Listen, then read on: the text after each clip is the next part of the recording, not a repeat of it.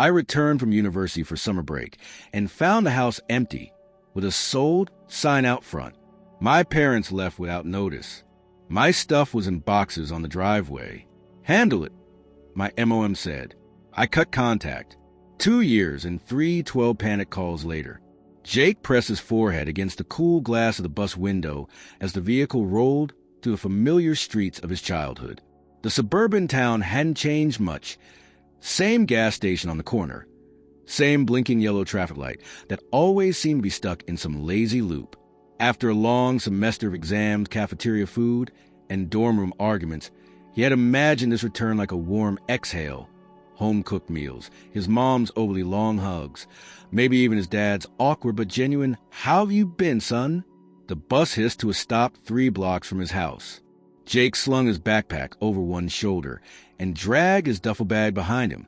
The wheels clicked against the cracked pavement. As he turned the corner onto Maple Drive, a light drizzle began.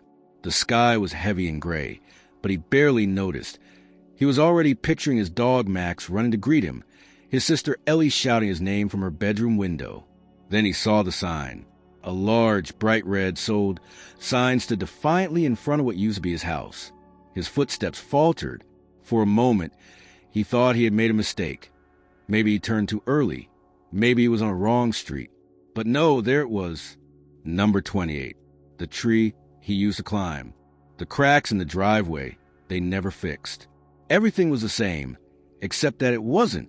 The front door was open, but the house was hollow. Windows empty, blinds gone, like someone had ripped out its soul. And on the driveway, just beneath the edge of the porch roof, were 3 large, soggy cardboard boxes. His boxes, clothes, textbooks, framed photos, all damp from the rain. He stared in disbelief, blinking as water ran down his face. For a second, he thought he might cry, or scream, or laugh, even, but all he did was slowly kneel by the boxes, opening one of them. Inside, his laptop sat between a bundle of socks and a moldy cereal box he had left under his bed the year before. Tucked into the lid was a note. No, not even a note. Just a torn piece of paper with a short message, scrawled in sharp, impersonal letters. "Handle it. Mom." Jake read it 3 times before the words even made sense. The rain picked up, plastering his hair to his forehead. He looked up and down the street. Empty, no movement behind the windows, no car in the driveway, no sign of life. He pulled out his phone and dialed his mother, straight to voicemail. He tried his father. The same. Ellie's number was disconnected. Every call bounced into silence like a rock skipped into a black lake. He stood in the rain, soaked to the bone, clutching the phone like it might suddenly explain everything. Then he screamed. It wasn't loud, more like a strangled cry, the kind you make when your world shifts just a few inches off its axis and you're the only one who notices. No neighbors came out. No curious heads peeked through blinds. The street remained still, as if the world had agreed to ignore his unraveling. Jake dragged the boxes under the small awning.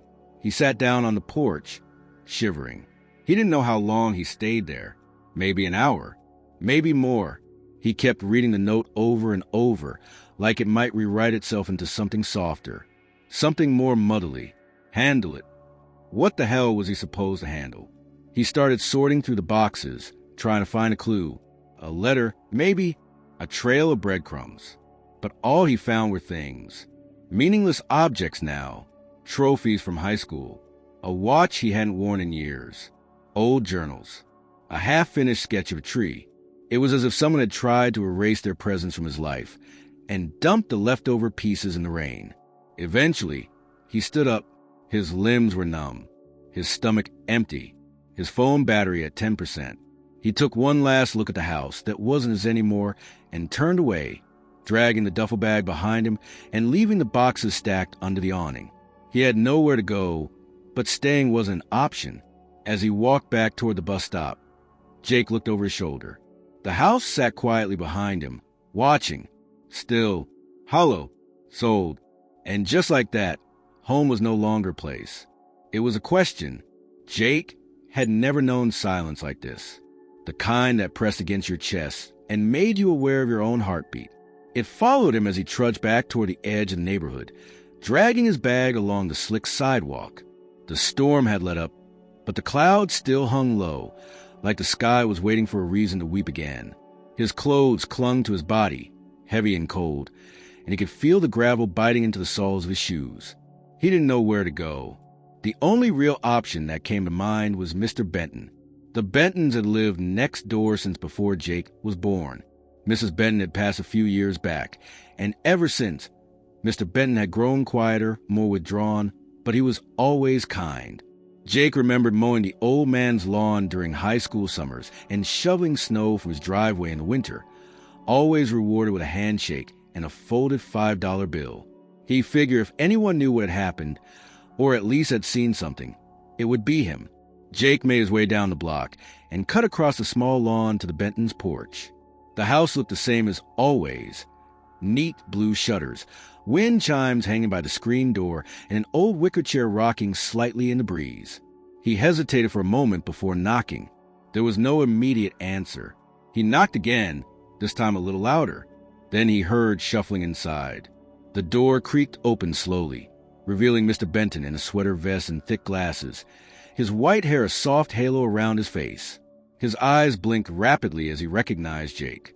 "Well, I'll be damned," the old man said softly. "Jake Lawson." Jake tried to manage a smile, but it came out crooked. "Hey, Mr. Benton. Sorry to bother you." Mr. Benton opened the door wider.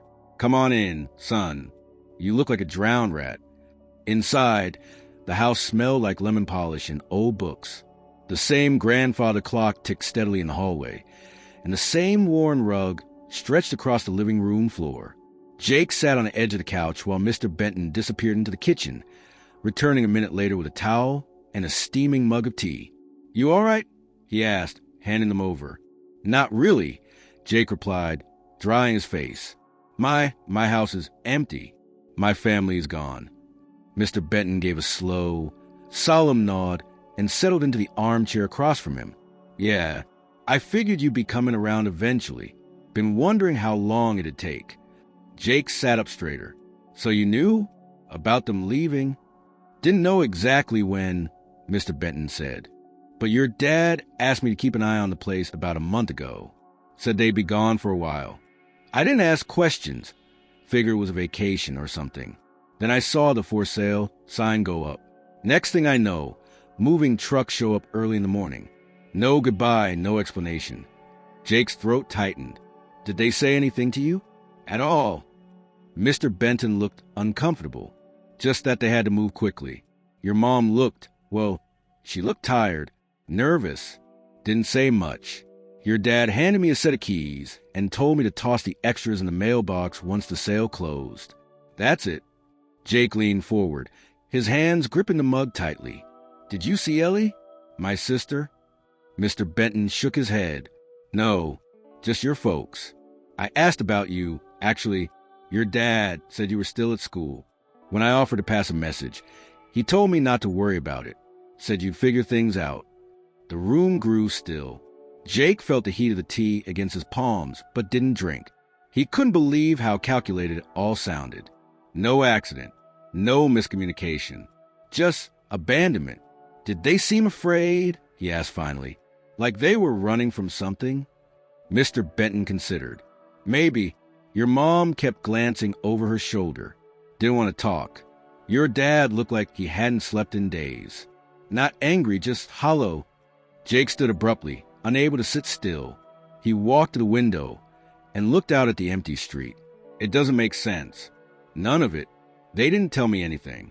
I came home for summer break and found my life dumped in the rain." The old man's voice was soft behind him. "I don't think it was your fault, Jake. Whatever it is they're dealing with, it wasn't something they wanted you in the middle of." "But I am in the middle of it," Jake said, turning around. "They made me part of it the moment they left without a word." Mr. Benton gave a heavy sigh and slowly stood up. "I wish I could tell you more. I really do, but that's all I know. You're welcome to stay here tonight if you need a place." Jake shook his head. "Thanks, but I'll figure something out. I think I'm going to call Tyler." Mr. Benton nodded. All right, just promise me something. What? Don't go chasing ghosts before you know what you're dealing with. Sometimes, people disappear for reasons they think are good. Doesn't make them right. But it also doesn't mean you're ready for the truth they ran from. Jake didn't answer. He just offered a quiet thanks and stepped back out into the damp air. He walked for another 15 minutes before calling Tyler. His friend picked up after 2 rings. Jake? Dude, where the hell have you been? It's a long story. Can I crash at your place? Yeah, of course. Come by. My folks are out of town till next week anyway. Jake made his way to Tyler's house on the other side of the neighborhood. His bag heavier than before. Not because of what was in it, but because of what was missing. Answers, explanations, and the people who owed them to him. Tyler greeted him at the door, wide-eyed at the sight of him drenched and disheveled. Jesus, man, you look like you walked through a hurricane. Jake stepped inside. Something like that. They headed downstairs to the basement, where an old futon sat across from a massive TV and shelves filled with games and DVDs. Tyler handed him a blanket, and for the first time that day, Jake let himself sit down without thinking about what would happen next. You want to talk about it? Tyler asked. Jake shook his head. Not yet. I need to figure some things out first. And even though Tyler didn't understand, he respected it. They watched TV in silence until Jake drifted off, the flickering screen painting shadows across the walls. In the quiet moments before sleep took him, Jake kept seeing the empty windows of his house, the red sold sign like a warning, and the cold message from his mother burned into his mind. Handle it. He would, just not the way she expected. Jake woke up in Tyler's basement with a kind of groggy disorientation that only came from emotionally drained sleep. The futon creaked beneath him as he sat up. The blanket twisted around his legs. The stale scent of energy drinks and old carpet thick in the air. The morning light filtered weakly through the small window near the ceiling, casting stripes across his shoes and the backpack he hadn't unpacked. A dull ache settled behind his eyes, and his body felt like it had been dragged for miles. Emotionally, it probably had. Upstairs, he could hear the muffled sounds of Tyler moving around, cabinet doors opening, the hum of the fridge, and the soft clang of a spoon against a mug. The ordinary rhythm of a household untouched by chaos. Jake envied it more than he expected. When he emerged into the kitchen, Tyler was pouring cereal into a bowl. He looked up, a hesitant smile playing across his face. Morning, or whatever time it is. Jake nodded. Thanks for letting me crash here. Anytime, dude. You hungry? Not really. Tyler sat down at the table and motioned for Jake to join him. Look, I'm not going to pretend I know what's going on, but you looked wrecked last night. You want to talk about it now? Jake stared at the scratched surface of the table, then finally met his friend's eyes. My parents sold the house, moved away, left no note, no explanation. Just dumped my stuff on the driveway and disappeared. Tyler's spoon paused halfway to his mouth. What the hell? Yeah, that's about all I've got too. Tyler set the bowl down slowly. And you haven't heard from them? Not even your sister? Jake shook his head. Their phones go straight to voicemail. Ellie's number's disconnected. They're just gone. He didn't want to go into more detail. Not yet. Not about the note. Not about the half-conversation with Mr. Benton that raised more questions than it answered. And definitely not about the hollow feeling spreading through his chest like rot. Over the next few days, Jake tried to piece his life back together. He got in touch with the university to make sure his enrollment for the next semester was still solid. It was. His student loans, however, were less forgiving. Without a co-signer or active parental involvement, his financial aid was hanging by a thread. He sent a formal email to the university's financial services office and waited, hoping for a lifeline. He applied for part-time jobs around town, grocery stores, bookstores, a local warehouse. Anything that could keep some money coming in. But in the meantime, his mind couldn't let go of the silence. It wasn't just frustrating. It was chilling. It didn't feel like neglect. It felt deliberate. He texted his mom every morning and every night. Where are you? Please just let me know if you're okay. I'm not mad. I just need to understand. Why did you leave me? Each message was delivered. None were read. Jake called his dad's number every afternoon, straight to voicemail. Sometimes he didn't leave a message. Other times he spoke into the void. "Hey, it's me. Just checking again." Or, "I found some of your mail in one of the boxes. Looked important." Or, "I'm not going to stop. I'll keep calling." By the end of the week, he had sent over 60 messages, all ignored. It was like shouting into a canyon and hoping for an echo. Even Ellie, his sister who used to text him memes during class and send him cryptic song lyrics when something was wrong, had vanished from every platform. Her Instagram was gone. Her TikTok wiped clean. Even her Spotify playlist had disappeared. Not private, deleted, as if she had never existed online in the first place. It wasn't just abandonment. It was erasure. And while Jake's world had crumbled into confusion and anxiety, the rest of the town kept spinning. Lawn mowers roared in the distance. Kids played in sprinklers. Tyler's neighbors held a barbecue, the smell of grilled burgers wafting through the air like some cruel reminder of normalcy. The mundane ticked forward, indifferent to hole punched in Jake's life. Tyler was supportive, offering his basement without conditions, giving Jake space without pressure. But even he didn't know what to do. Some nights they played video games to keep Jake distracted. Other nights, Tyler went out, leaving Jake alone with his thoughts and a growing pile of unanswered questions. Jake spent most of those nights hunched over his phone or laptop, scouring every public record he could find. He looked up recent property transactions and confirmed that the house had sold 3 days before he arrived. A cash buyer, no mortgage, no forwarding address listed.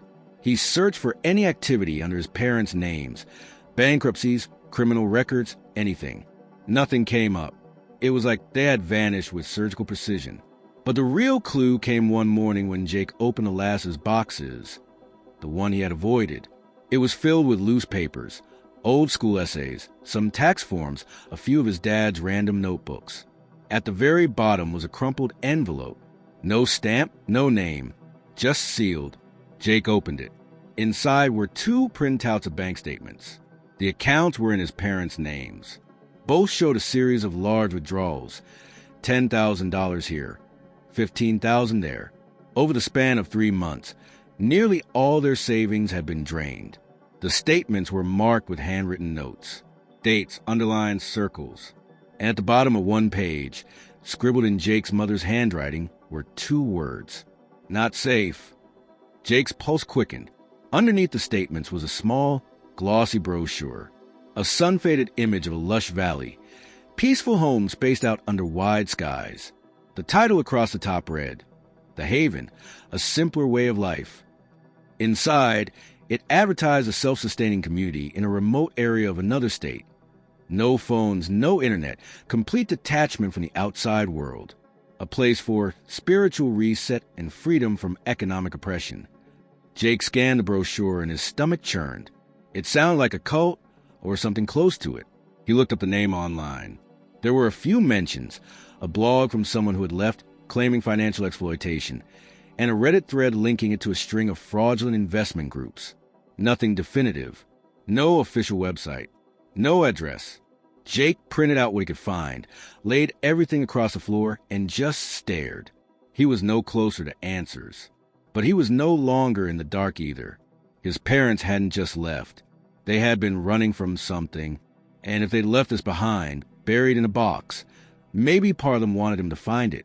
The paper stayed on Tyler's basement floor like a crime scene, scattered in uneven lines beneath the dim yellow light of the overhead bulb.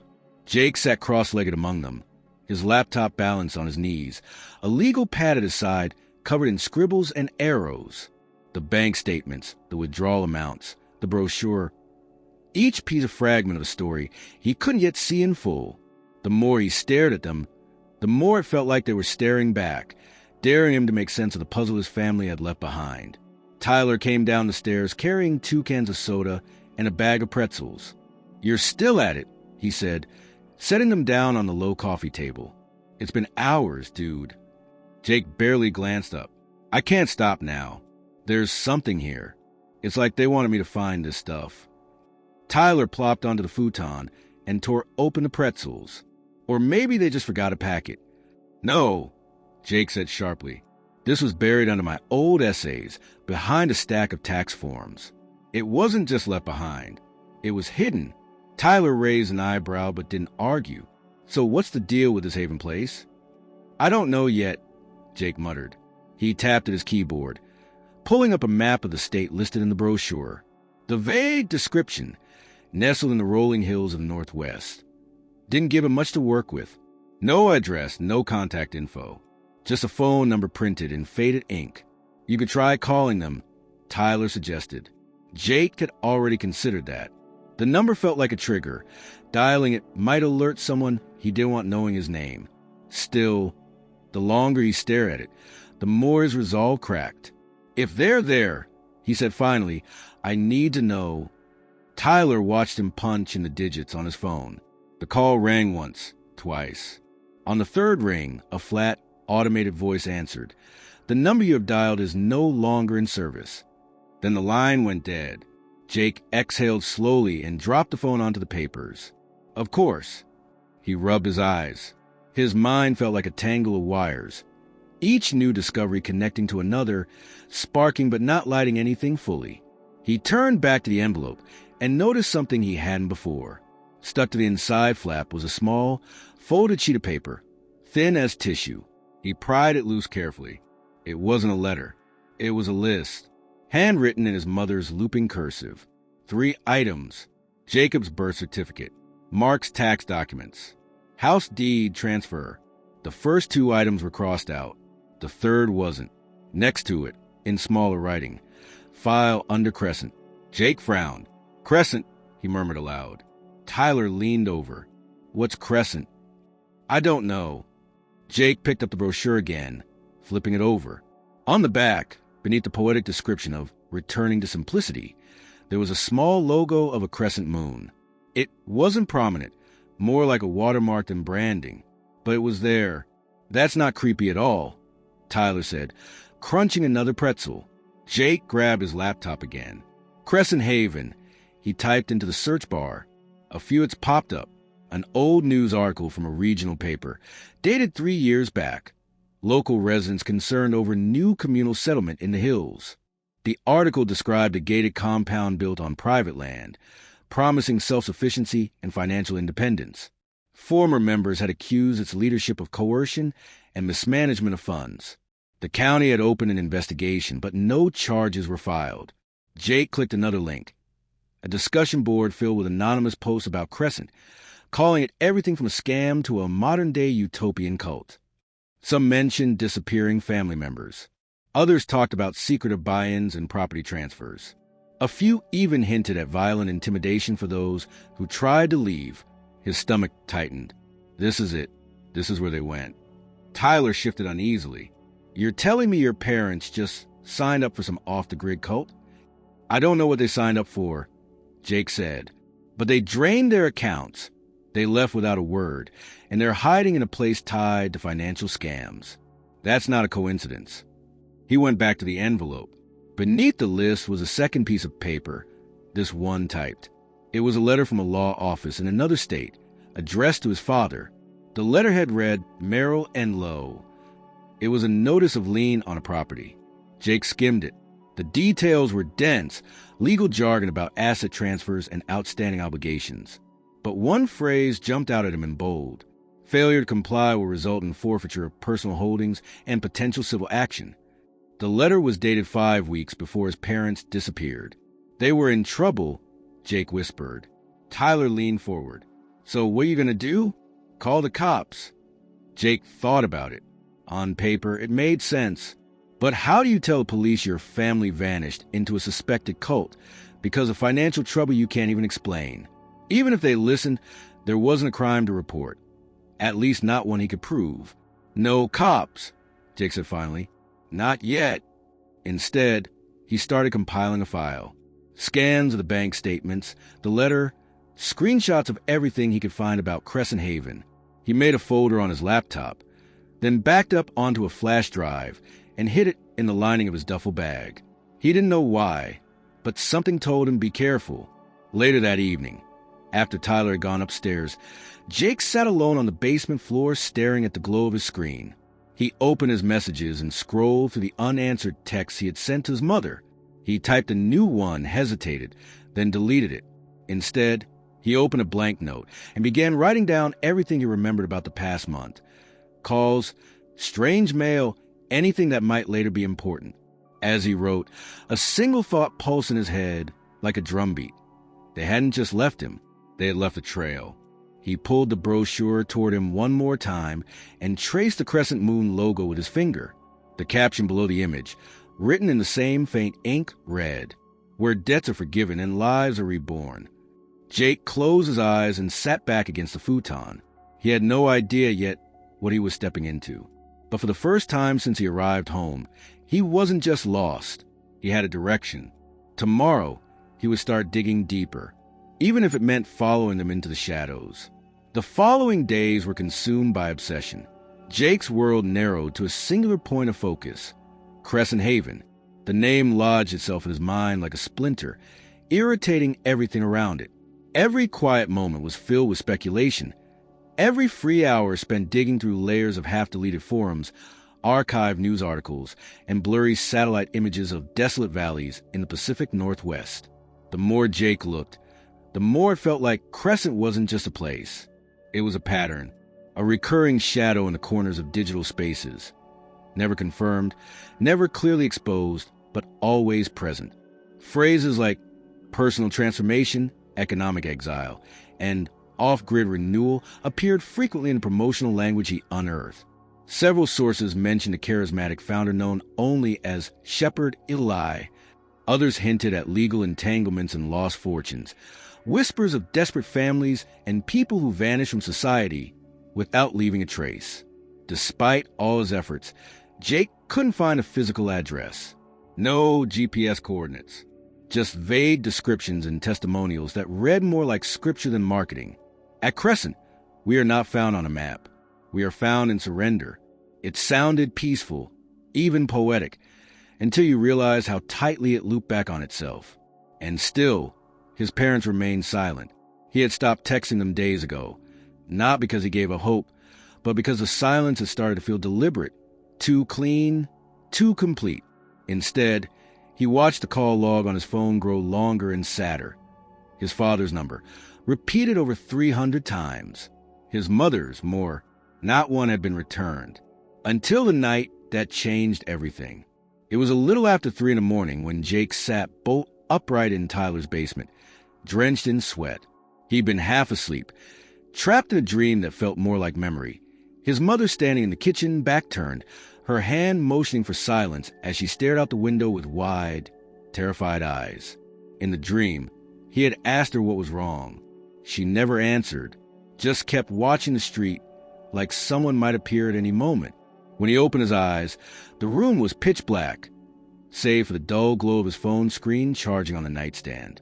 He reached for out of habit, blinking at the display. One missed call from his mother's number. Jake stared at the screen, heart thudding so loud it drowned out everything else. She had called. He fumbled to open the call log and hit redial immediately. The phone rang once, then silence. The automated voice returned. The number you have dialed is no longer in service. Jake pulled the phone away, staring at the screen again, as if it might correct itself. Then the screen lit up again. A voicemail, 2 seconds long. He hit play. There was a faint click, like the sound of phone being picked up, and then a whisper, barely audible, as if someone was trying not to be heard. Not safe.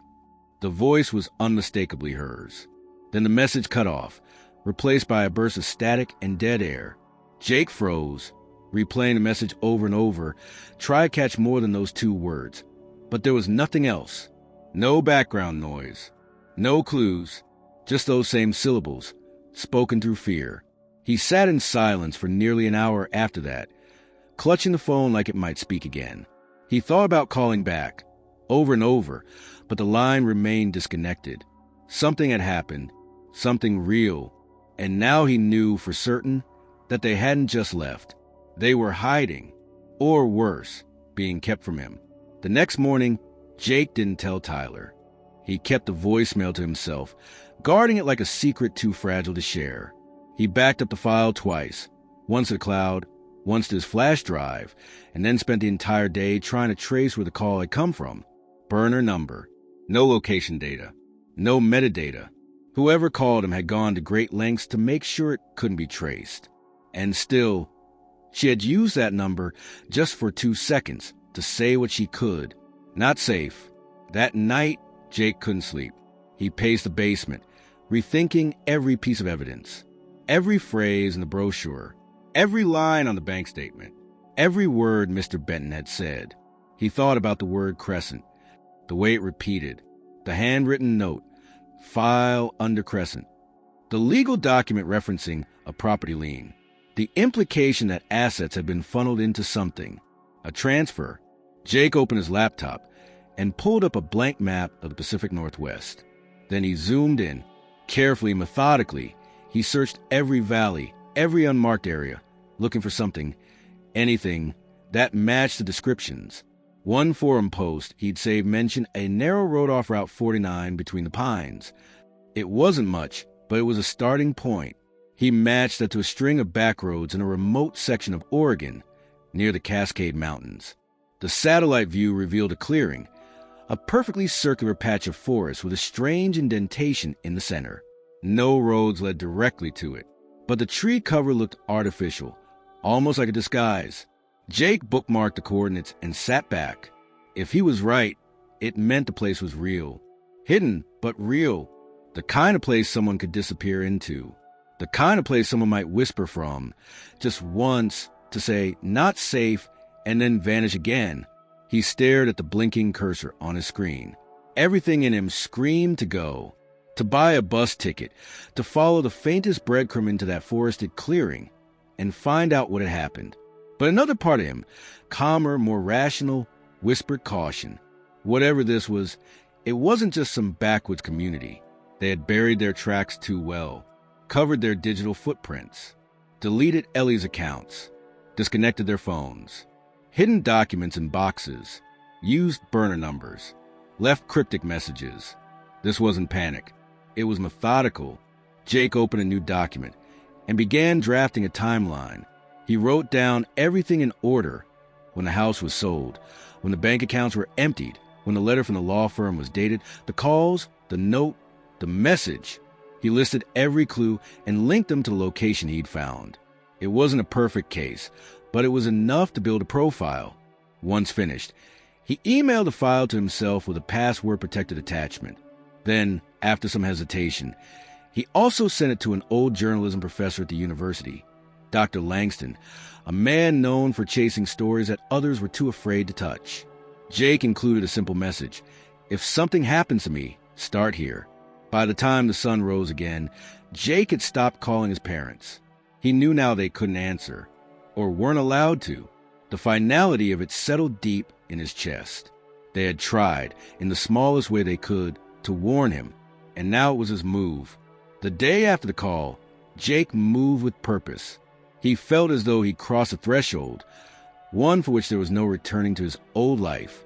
He could no longer linger in Tyler's basement, wasting time. It was time to push this further.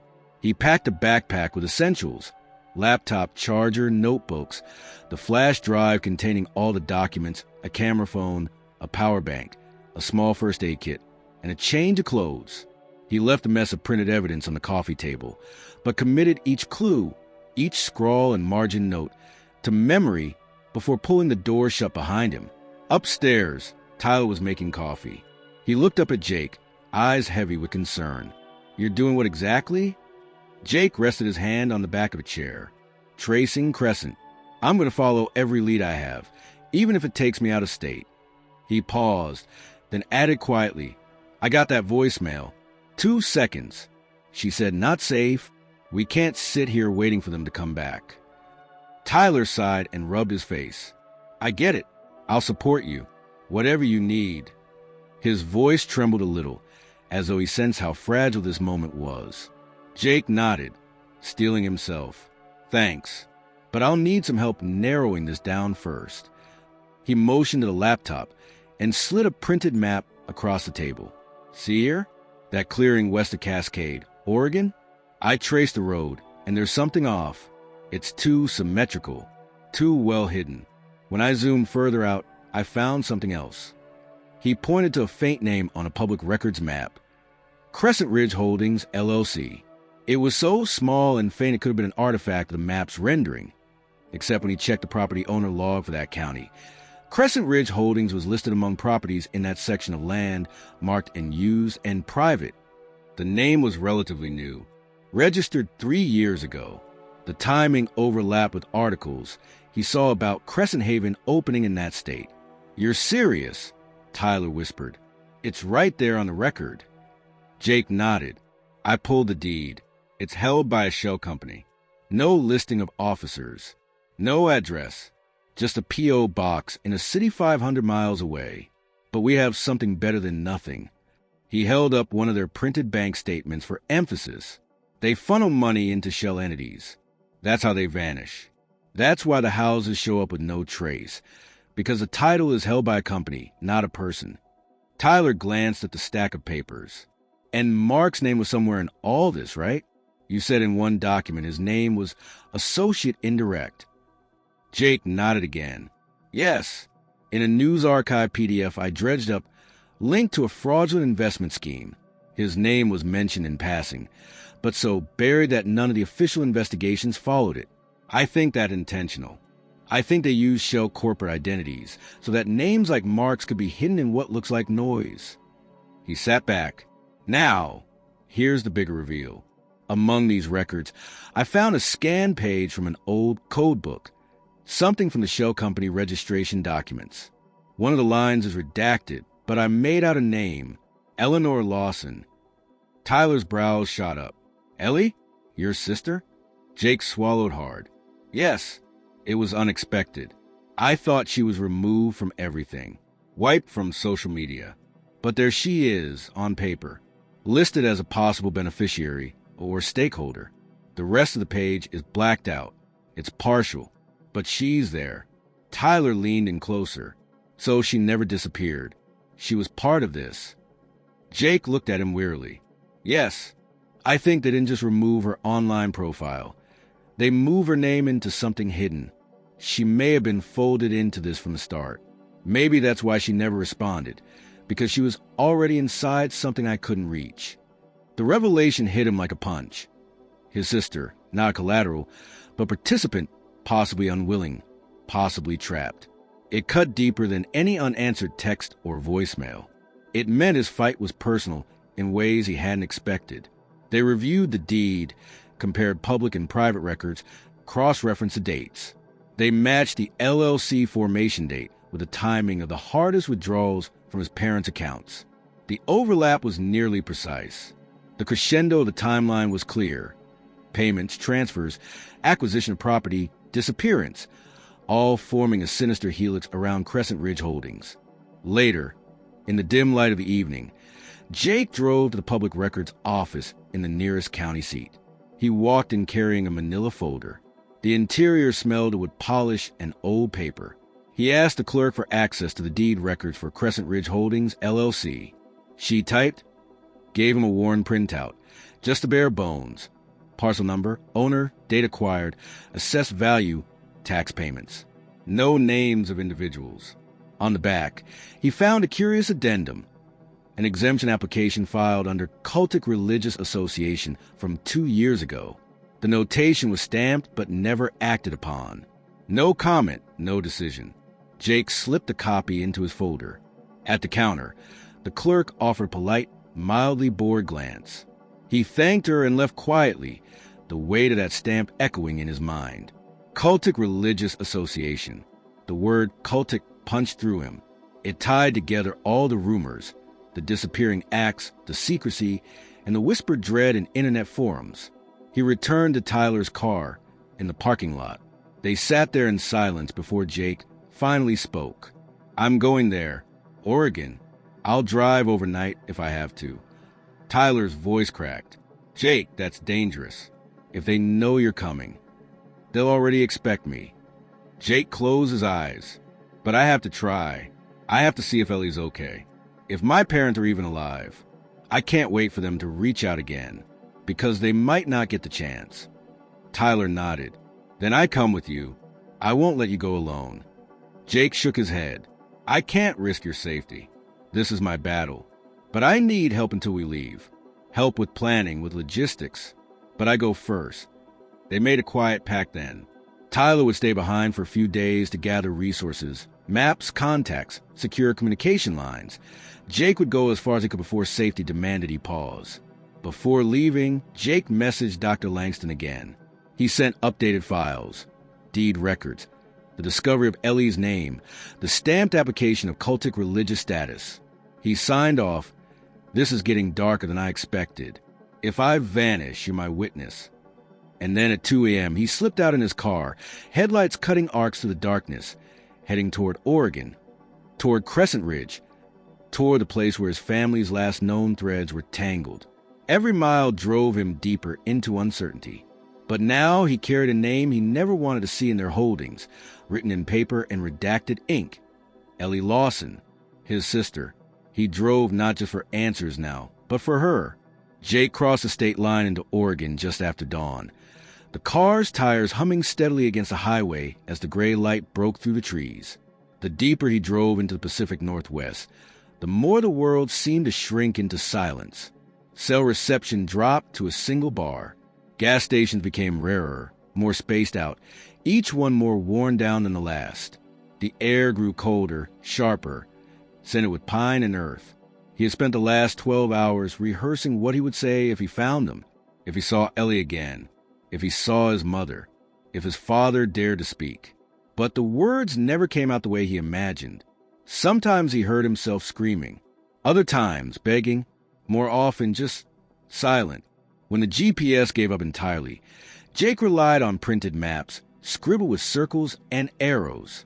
According to his research, Route 49 twisted west into mountains, then disappeared into a collection of logging roads and unpaved switchbacks. Somewhere in that tangle was the area marked as private use on the land registry, Crescent Ridge Holdings' supposed territory. He parked behind a thicket where the road narrowed into a dirt path and slung his backpack over one shoulder. The trail ahead wasn't marked. No signs, no names, just a rough suggestion of vehicle tracks and the whisper of wind through towering pines. He hiked for over an hour. The air was damp. His boots sank slightly into the mossy ground, and the only sounds were birds overhead and the crunch of leaves beneath his feet. Eventually, the trail opened into a clearing, a wide circle of land, ringed with high fencing camouflaged by vines and brush. If he hadn't known what he was looking for, he might have missed it entirely. At the center stood a long, low building constructed of pale wood and stone. Around it were smaller cabins, placed like spokes on a wheel, all facing inward. A crude wooden sign hung from 2 iron posts at the pass entrance, the Haven. Jake crouched behind a tree and pulled out his camera phone, zooming in to snap as many pictures as he could without drawing attention. A few people moved quietly between buildings, men and women, all wearing muted clothing, beige or white. No one spoke. No one laughed. Their faces were calm, placid, distant. It looked peaceful, but something about the silence was too complete, like a soundstage carefully managed to project serenity. He waited until twilight, then circled the perimeter, staying low. He had no plan for what he'd do if he were caught. No backup, just instinct. A part of him hoped he'd see someone familiar, that Ellie might appear, or his mother might be among the silent figures walking the grounds. But all he saw were strangers, faces slack with the kind of blankness that only came from indoctrination or fear. Near the rear of the property, he found a chain-link gate, partially obscured by ferns. A small keypad was mounted beside it, but the lock was rusted. No guards, no cameras that he could see. He waited, holding his breath, then crept through a gap in the foliage and slid around the fence. He was inside. The air here was heavier. As he stepped deeper into the compound, he noticed details the camera couldn't catch. The way people avoided eye contact, how every cabin had identical curtains drawn tightly shut, the absence of anything electronic. No power lines, no satellite dishes, just the quiet hum of generators somewhere out of sight. He reached the main building. Its windows glowed softly, and he could hear faint voices inside, chanting maybe a ritual of some kind. He crept along the outer wall, trying to peer inside without drawing attention. The room beyond was large and open, filled with rows of seated individuals, all facing a single figure at the front. The man stood tall, dressed in white. His voice was low but firm, a cadence that lulled more than spoke. "Our debts are not our chains," he said. "Our past is not our prison. We are born anew through surrender." Jake's skin crawled. The man had presence, something that vibrated through the air even from where Jake watched. This had to be Shepard Eli. As Jake stepped back, his foot hit something soft. A cloth sack. When he bent down, he realized it was filled with envelopes, mail, all unmarked. No stamps. Just dozens of letters addressed in neat handwriting. He opened one and found a note that made his chest seize. "Eleanor, your last letter gave me hope. We miss you. I pray you'll come home. Love, Aunt Sarah." He opened another. "Ellie, please respond. Mom and Dad haven't heard from you. This place you're in, it doesn't seem right. Please let us help you." Dozens of them, all unopened, all hidden. Jake realized what this meant. The people inside weren't just choosing isolation. They were being actively severed from their old lives. Letters were being intercepted. Contact blocked. A twig snapped behind him. Jake froze. A voice, low, male, spoke from the shadows. "You're not supposed to be here." Jake turned slowly to see a tall man in plain beige clothes standing a few feet away. His face was emotionless, but his stance was tense. Jake held up his hands. "I'm looking for someone. My sister, Eleanor Lawson. She might be here." The man didn't respond. Jake took a step forward. "Please, I came a long way. I'm not here to cause trouble. I just want to talk to her." The man's eyes flicked toward the building. The chanting had stopped. "You need to leave," he said quietly. "Now." Jake stood his ground. "Is she here?" The man didn't answer. "Is my mother here? Karen Lawson? Or Mark Lawson?" A muscle twitched in the man's jaw. Then he stepped forward and grabbed Jake's arm with more force than expected. "You don't belong here," he said, and started dragging Jake toward the back gate. Jake struggled. "Just let me see her. I know she's here. Please, just let me talk to her." The man shoved him hard to the gap in the fence and pointed down the trail. "Leave. If you come back, we won't be so gentle." Jake stumbled, catching himself against a tree. When he looked up again, the man was gone. The gate closed behind him with a dull metallic clang. Jake stood alone in the forest, heart pounding, fists clenched. He had been close. Too close. They were there. He knew it now. But Crescent wasn't going to let them go without a fight. Jake didn't remember the first few miles of the hike back to his car. His feet moved, but his mind remained behind the fence, behind the thick trees, inside the circle of cabins and controlled silence. His thoughts looped like broken film reels. Ellie's name buried in corporate paperwork, the unopened letters in the cloth sack, the vacant faces inside the chapel, the grip of that man's hand closing around his arm. His sister was in there. His mother might have been too. He had seen enough.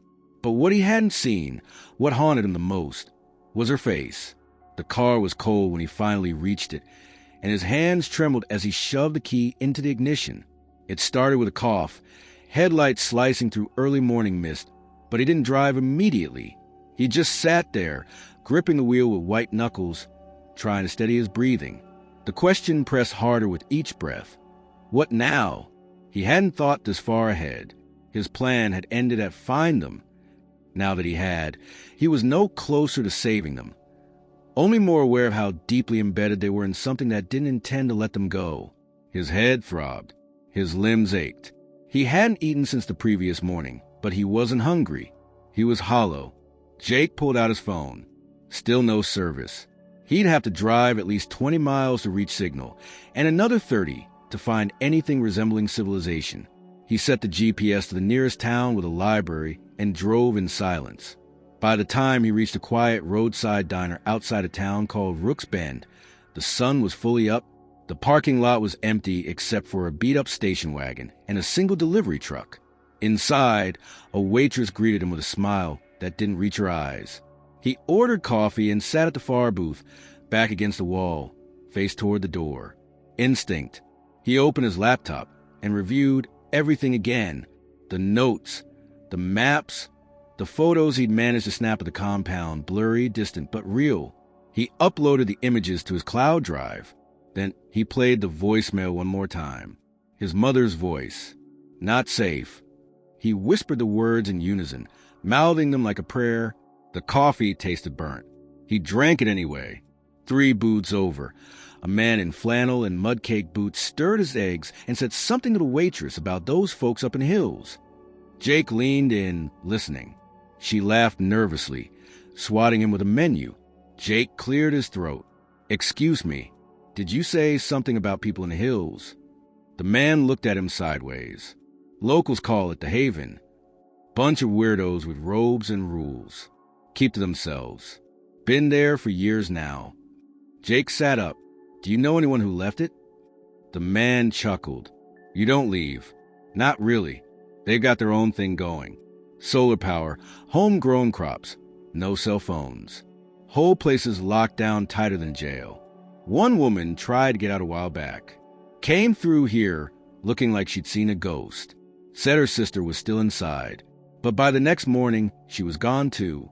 Jake leaned forward. "Gone?" The waitress interrupted, setting down a plate of pancakes he hadn't ordered. "Hey," she said gently, "might be best not to poke around too much. People around here don't like questions." Jake stared at her. "My sister's in there. I saw her name on documents. I saw the place myself. I need to get her out." The man in flannel pushed his plate away. "Then you need more than questions. You need proof. And someone who's been inside and come back." Jake spent the next 2 days in Rooks Bend. He rented a room above a shuttered antique shop and used the library's computers to dig deeper. His own laptop had begun to lag, the result of endless downloads, cache pages, and paranoid tracking scripts. In the town archives, buried among back issues of the local newspaper, he found a name, Mara Henson, former member. Left Crescent Haven 4 years ago. She had given one interview, one article, then disappeared. Jake drove to the address listed in the article, a farmhouse 20 miles north. It was abandoned, windows shattered, porch half collapsed. Neighbors said she left suddenly, left no forwarding address. One man remembered seeing 2 men in a silver van visit her a week before she vanished. Jake wrote her name on the last page of his notebook, circled it 3 times, and then underlined it. He didn't believe she'd left willingly. She had tried to speak. They'd silence her. Back in town, he received his first reply from Dr. Langston. The professor's email was curt, alarmed. Jake received everything. Some of these documents match names from an old fraud case I covered in grad school. Crescent Ridge is likely a front. The use of religious exemption status might give them legal protection. Be careful. Do not approach again until we speak. Jake stared at the screen. Do not approach again. Too late. That night, the weight of it all came crashing down. In the darkness of the rented room, surrounded by printed pages and scribbled notes, Jake felt himself unraveling. His hands shook as he reached for his phone. Still no response from his mother. Still nothing from Ellie. No second call. No new messages. Just the same silence pressing tighter. He called Tyler. The phone rang 4 times. Tyler answered on the 5th, his voice groggy. "Jake." Jake didn't speak right away. "Jake, are you okay?" "No," Jake whispered. "I found them. I saw the place. I think Ellie's still there. I think Mom is too.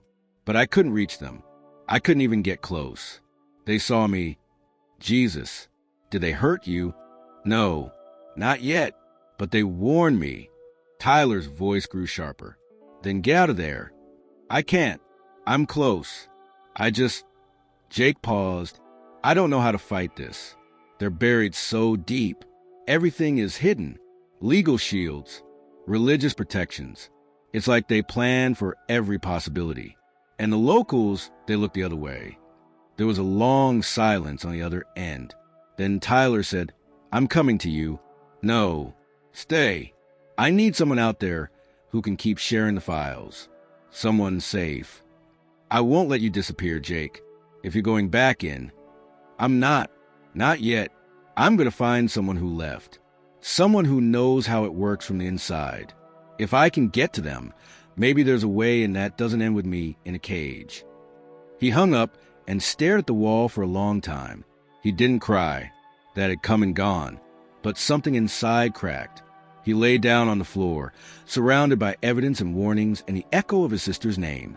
And for the first time, he wondered if the story would end with him vanishing too. The postcard arrived on a Tuesday morning, slipped under the door of the rented room above the antique shop. Jake had been sitting cross-legged on the floor, red-eyed from another sleepless night of combing through documents, when he heard the faint scrape against the wood. At first, he thought it was just the landlord dropping off a notice, but when he picked it up, his hands froze. It wasn't a bill. It wasn't a warning. It was a postcard. The front showed a faded photograph of a beach, the kind of generic coastal shot you'd find in a tourist kiosk. The sky was washed with orange, the tide rolling in, palm trees casting long shadows across the sand. Across the top, in blocky white letters, was the name of a small California town Jake had never visited. He turned it over. The handwriting stopped his breath. He knew it immediately. His mother's looping cursive, uneven from years of scribbling grocery lists and notes for school. The words were short, cramped, like they'd been written in a rush. "I'm sorry for everything. We're trying to protect you. Mom." That was all. No return address. Just a faint stamp mark from a coastal post office. The ink smelled faintly of salt, or maybe that was just his imagination. He pressed the card against his chest and sat there on the floor, shaking. She was alive. He read the words over and over, searching for meaning beyond the apology. Protect you. Protect him from what? From whom? She was in California now. Had they left Crescent Haven? Had they escaped? Or was this another layer? Another deliberate misdirection to keep him from tracing them? When he showed the card to the librarian that afternoon, she gave him a skeptical look. "Could be fake," she said. "People get hoaxes all the time. Someone wants you chasing ghosts." But Jake knew better. He recognized the tilt of the P in protect, the way she dotted her I like a tiny circle instead of a line. That was his mother's hand. That night, he called Tyler. "I got a message," Jake said, his voice hoarse. "A text." "No, a postcard." He described it, every word, every detail.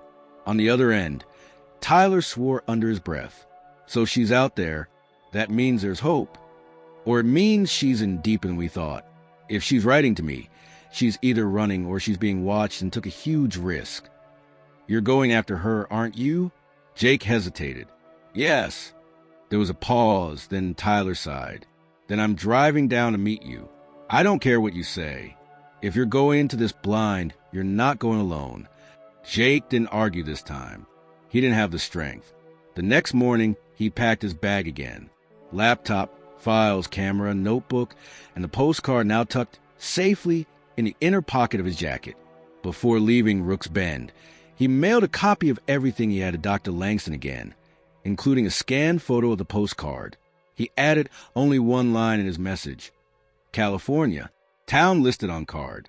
I'll update when I can." The drive south stretched into 2 days. He stopped only for gas and bad coffee, sleeping in short bursts at rest stops along the interstate. The postcard never left his jacket, a weight that pressed against him like both a promise and a threat. When he finally crossed into California, the air smelled different, brighter, saltier, like the ocean itself was calling him closer. He drove through small coastal towns with clapper houses and fishing piers, the kind of places where strangers were noticed instantly. At every stop, he showed the postcard to clerks and waitresses, asking if they recognized the handwriting or they'd seen anyone new in town that matched his mother's description. Most shook their heads politely. A few glanced at him strangely, like he was trespassing on private ground. It wasn't until he stopped at a small cafe off the main street of the town printed on the postcard that something shifted. The owner, A man in his late 50s with a salt and pepper beard and an apron dusted with flour looked at the card for a long time without speaking. His expression flickered, something between recognition and caution. She was here, wasn't she? Jake pressed, his voice urgent. The man wiped his hands on the apron. People come and go. What makes you think I know your mother? Because you hesitated. Because you've seen her. Please, I just need to know if she's safe. The man studied him, eyes narrowing. Your son? Jake nodded. For a moment, the cafe owner looked like he might lie. But then he leaned closer, lowering his voice. She came in a few times. Sat by the window. Always ordered tea. Never finished it. Looked out to the street like she was waiting for someone. I didn't ask questions. But I could tell she wasn't here on vacation. Jake's pulse hammered. How long ago? Week and a half. Maybe 2. She hasn't been back. Jake swallowed hard. Did she say anything? Only asked if there was a bus that ran south. Told her schedules were taped to the post office wall. That was the last I saw her. Jake slid the postcard back into his jacket, his mind racing. She had been here. She had sat in this very cafe. Maybe she had even written the postcard at one of these tables. He scanned the room, trying to imagine her presence lingering in the air. Outside, the ocean roared against the pier, endless and untamed. Jake stood there for a long time, the wind tugging at his jacket, the postcard a steady thrum against his chest. He wasn't chasing shadows anymore. He was chasing her. And for the first time since returning home from college that summer, he felt a faint spark of something dangerously close to hope.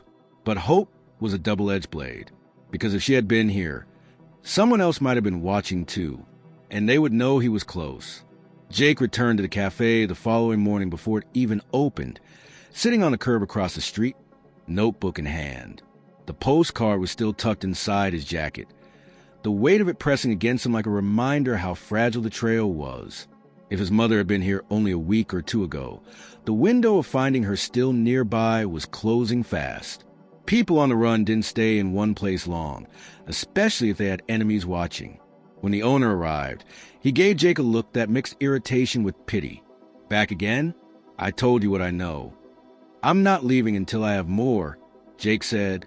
His voice cracked with exhaustion, but carried enough steel to make the man pause. After a long silence, the owner sighed. She came here, yes, but she wasn't alone. First time, she came in by herself. Second time, she came with a man. Jake's chest tightened. My father? The man shook his head. Younger, tall, dark hair, neat clothes. Didn't say much. Sat across from her, but they weren't talking like friends. More like business. She looked scared. He looked bored. They stayed maybe 15 minutes, then left. Jake scribbled notes furiously. Do you know where they went? The man shook his head. No, but she came back one more time after that. Alone again. Didn't order anything. Just sat for half an hour, staring out the window.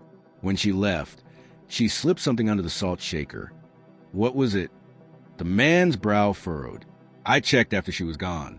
It was just a receipt from the bus depot. Nothing written on it.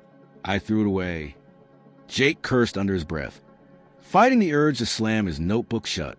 He couldn't blame the man. To him, it had probably looked like garbage. But to Jake, it could have been the missing piece. Why are you helping me? Jake asked finally, lifting his eyes. The man shrugged, because she looked like someone who didn't have anyone else watching out for her. He leaned closer, lowering his voice. But you should be careful, kid.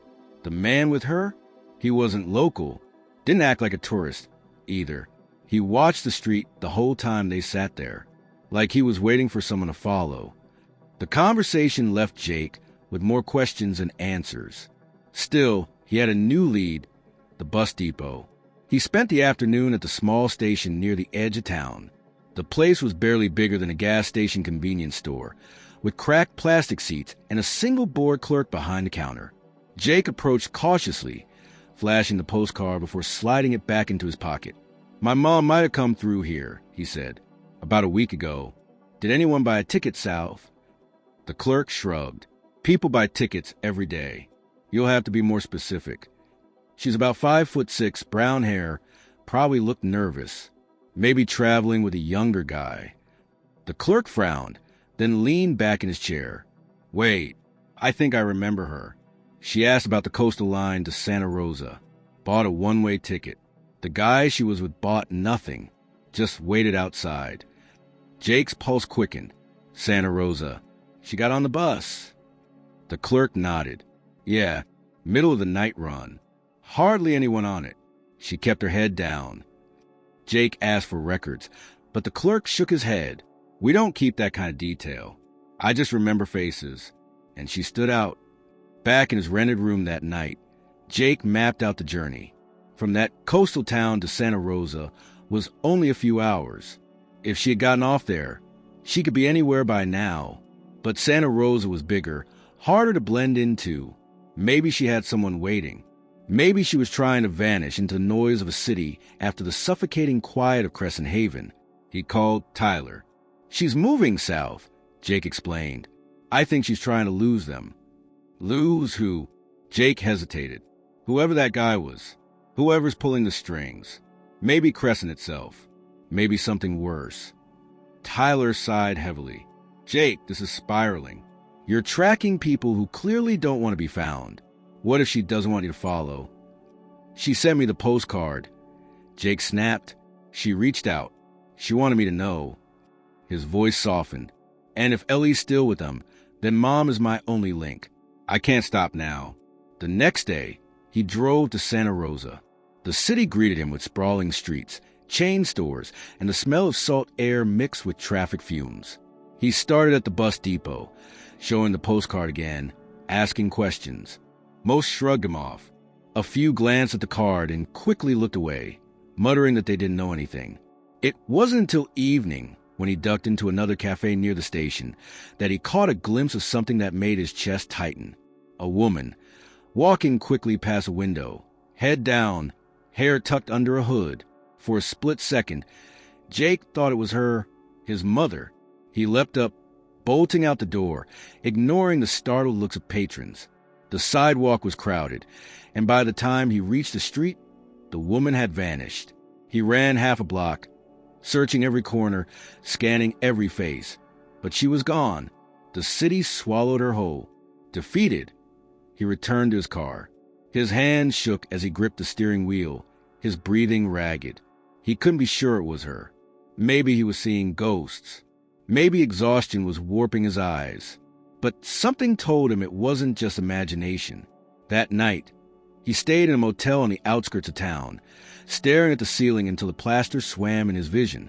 He felt the weight of the postcard against his chest again, and the message replayed in his head. We're trying to protect you. Protect him from what? Jake didn't have the answer, but the next step was clear.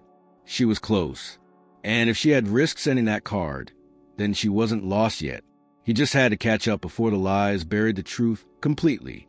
The motel room was dark, except for the blinking neon light outside that leaked through the thin curtains.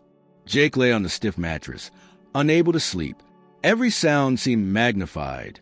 The hum of the air conditioner, the occasional car passing on the highway, the drip of the bathroom faucet.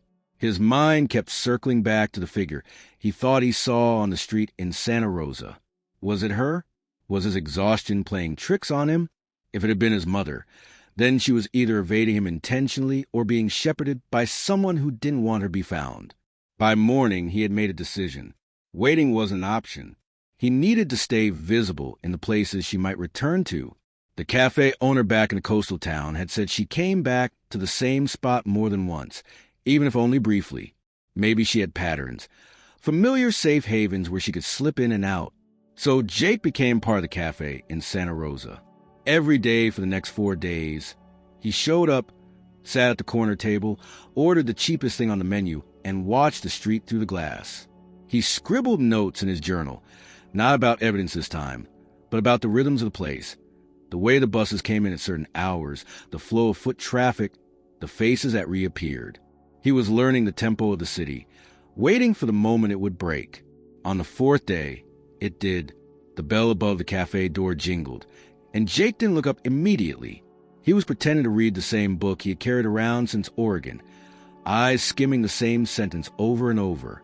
But when the air shifted, when the faint smell of lavender floated by, something in him jolted. He raised his head slowly. She was there.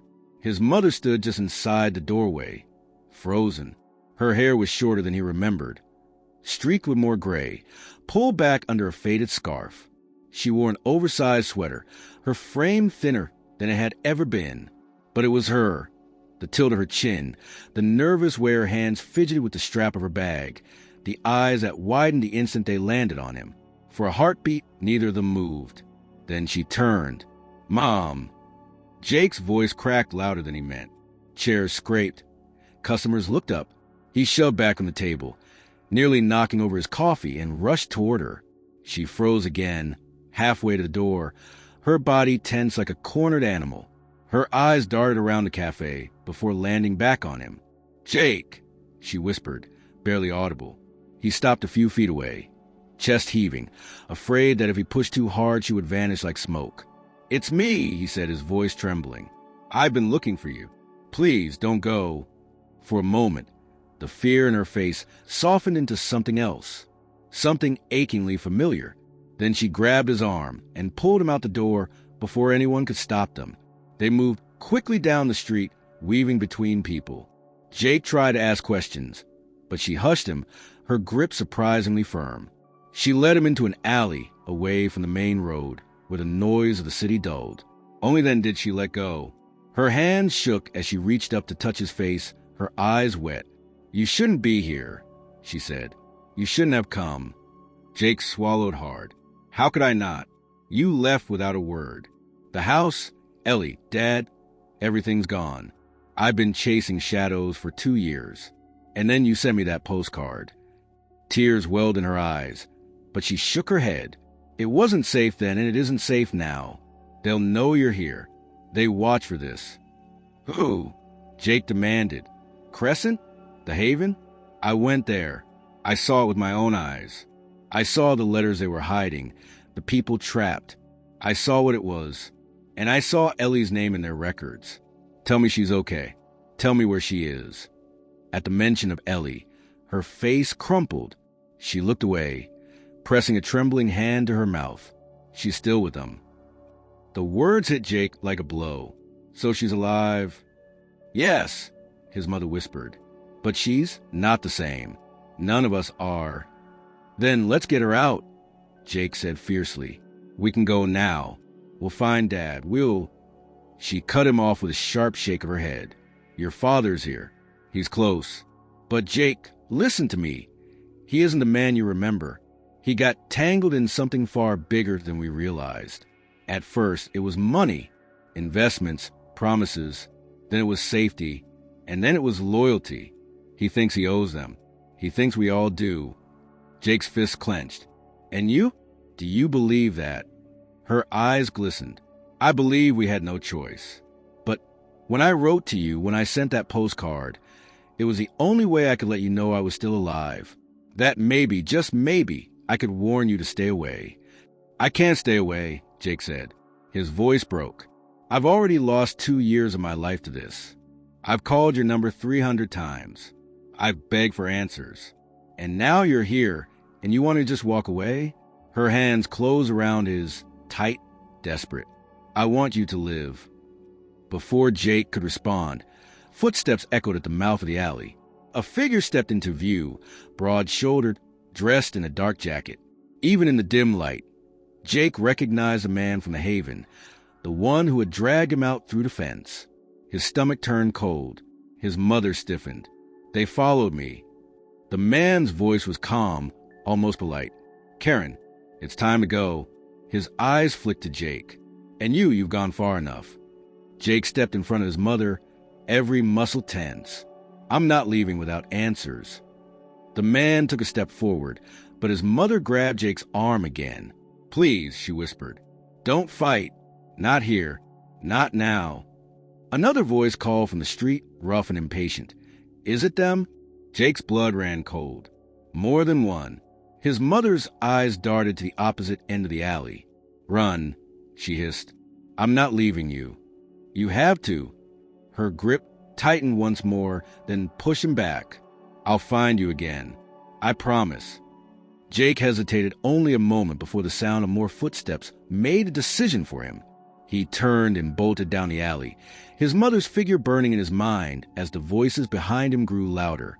When he finally stumbled into the crowded street, lungs burning, she was gone. But he had seen her, spoken to her, heard the truth in her voice. And for the first time, the lies began to unravel. His mother was alive. His father was entangled. And Ellie was still inside. The fight wasn't over. It was only just beginning. Jake did not stop running until the sound of pursuit had faded into the chaos of Santa Rosa streets.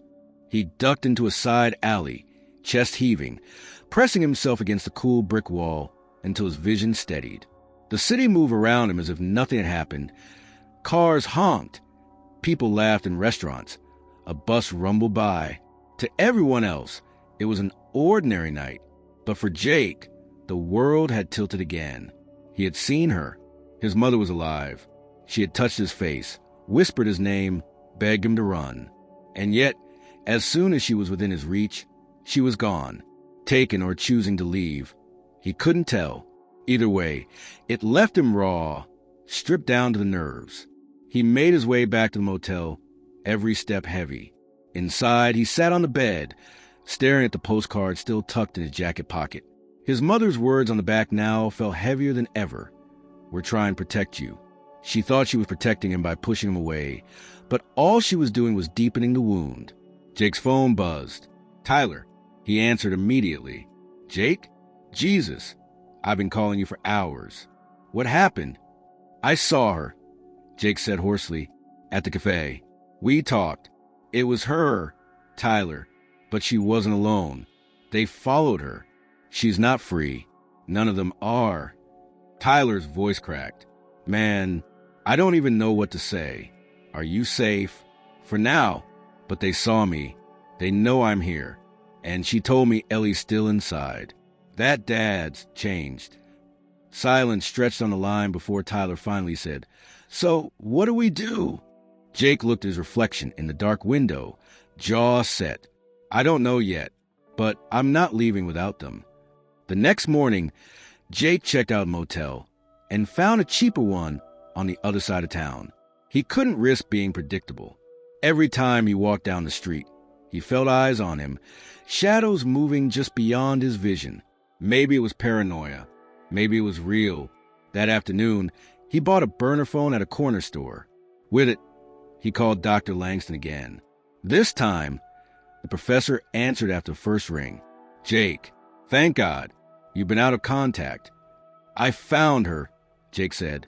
"She's alive, but she's tangled in deeper than I thought. She said Ellie's still inside." Langston's tone sharpened. "Inside the compound?" "Yes, and Dad's involved. He isn't just a victim anymore. He thinks he owes them.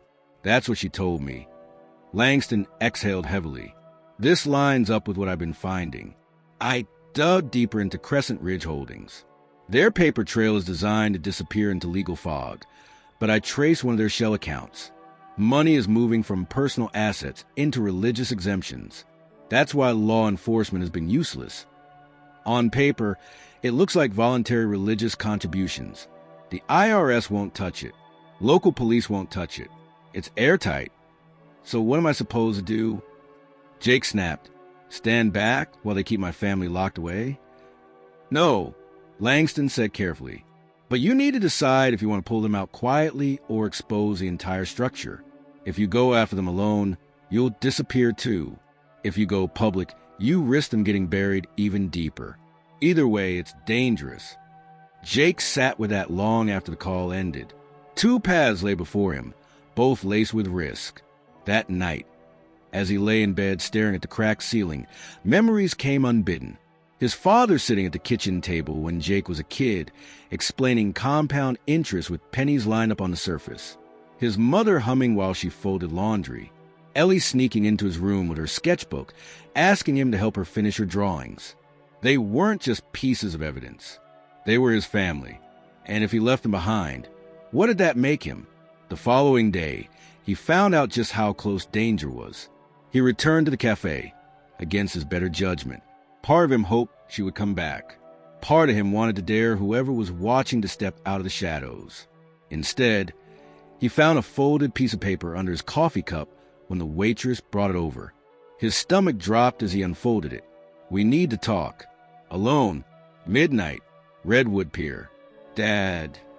Jake stared at the words, his heart thundering. He read it 3 times, trying to parse whether it was a trap. The handwriting looked like his father's, tight, sharp strokes, but he couldn't be sure it wasn't forged. Midnight came, and Jake made his way to Redwood Pier, a weathered stretch of wood reaching out into the dark waves. The ocean roared below, salt spray dampening the air. He kept his distance from the shadows, scanning every corner, every bench. Then he saw him. His father stood at the far end of the pier, hands shoved in his pockets, face turned toward the water. He looked older, shoulders stooped, hair thinner, eyes shadowed with weariness. Jake's throat tightened. "Dad." Mark Lawson turned slowly, his gaze locking onto Jake's. For a moment, his expression softened, and Jake thought he saw recognition. Then it hardened into something else. Guilt, regret, and something colder. "You shouldn't have come here," Mark said quietly. Jake stepped closer. "You left me. You sold the house. You dumped my life in boxes and told me to handle it, and I've been chasing you ever since. Why? Why did you do it?" Mark's jaw clenched. "Because I had no choice. Because I made mistakes I couldn't fix, and they offered me a way out. A way to protect all of you." "Protect us? You call this protection?" Jake's voice rose raw. "Ellie's trapped. Mom's running. And you're standing here like some ghost of the man I knew. What did you give them?" Mark's eyes darkened. "Everything. Our savings. Our home. Our loyalty. It was the only way to keep them from taking more." "From who?" Jake demanded. "Who are they really?" Mark hesitated. His lips parted, then pressed shut again. Finally, he said, "You don't want to know." "I do." Jake shot back. "Because whatever this is, it's swallowed my whole family. And I'm not leaving without the truth." Mark stepped closer, his voice low, almost a whisper. "It isn't just Crescent. Their face. A shell. Behind them are men with more money and power than you can imagine. They fund everything. Land, businesses, even politicians. You pull one thread, the whole web shakes. That's why we had to disappear. That's why I can't leave." Jake's stomach turned cold. "So you're just giving in?" "I'm surviving," Mark said. His voice cracked on the word. "If you're smart, you'll stop looking. You'll go back to school. Forget about us." Jake's hands balled into fists. "I can't. I won't. I'm not leaving Mom and Ellie to rot in that place." Mark's eyes softened briefly, pain flashing across them. Then he turned back toward the water. "Then you've already chosen your path." Before Jake could answer, voices echoed from the pier's entrance. Figures moved in the shadows. Mark's expression twisted with urgency. He gripped Jake's shoulder hard. "Go. Now. Don't let them take you." "Come with me," Jake pleaded. "I can't," Mark whispered. "Not yet." Jake hesitated only a second before the footsteps drew closer. Then he ran, the salt air burning his lungs, his father's figure shrinking behind him until it was swallowed by darkness. When he finally reached the safety of his motel room, Jake collapsed against the door, shaking. He had seen his father, spoken to him, heard the truth, or at least part of it, but the reunion had left him more shattered than whole. Now, the choices before him were clearer and heavier. He could cut ties and walk away, salvaging what was left of his life. Or he could push deeper, risking everything to drag his family back from a world that had consumed them. The open wounds were still bleeding, and soon he would have to decide which ones to close, and which ones to tear open wider. Jake left Santa Rosa before dawn, the motel's neon sign buzzing faintly behind him as the road stretched into silence. He drove without music, without a destination, just the hum of the tires and the fading echo of his father's words at Redwood Pier. The air was sharp, carrying the tang of salt and smoke, and for the first time in years, he wasn't chasing. He was leaving. The choice hadn't come easily. Every fiber of him wanted to go back to Crescent Haven, to storm the gates and drag Ellie out with his own hands, to shake his father until the old man woke up from the fog of loyalty and fear. But that wasn't how it worked. He had seen the reach of Crescent, seen the quiet power that seeped into everything around them. This wasn't a battle he could win by himself. His mother had begged him to survive. His father had warned him not to pull too hard at the web. As much as it tore at him, he understood. Sometimes survival was the only victory left. But survival didn't mean surrender.